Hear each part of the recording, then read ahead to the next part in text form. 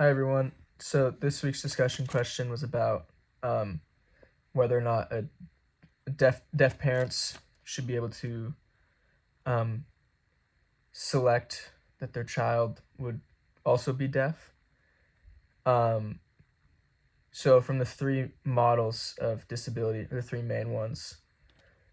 Firstly, I would say that the medical model would definitely disagree with this. The medical model would see deafness as a defect and objectively a bad thing. I guess not necessarily a bad thing, but objectively a negative thing for someone to have.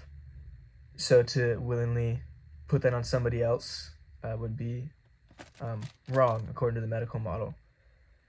From the social model, the social model would definitely accept this decision.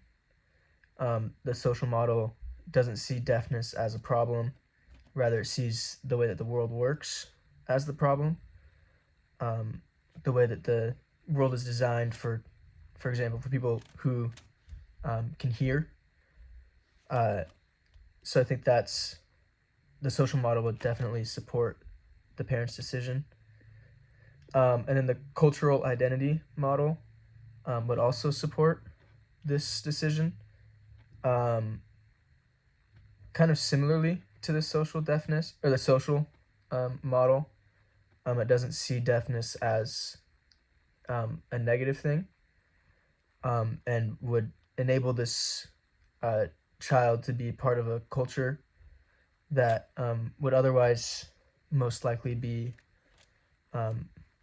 they would not have access to, which the cultural identity model would probably see as a good thing.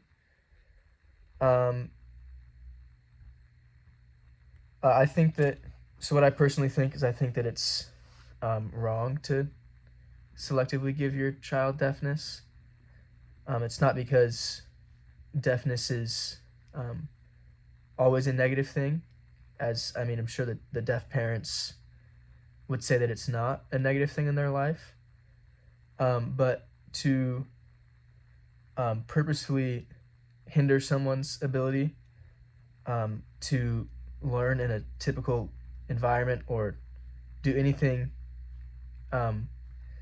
that typically is easy to access for people who can hear. I think that you are intentionally hindering that child, and I think that it's something that if they were older, it's one thing to make a decision for yourself when you're older, but to make that decision for someone else before they have any say in the matter, I think is wrong. All right, thank you for your time. I'll talk to you all next week.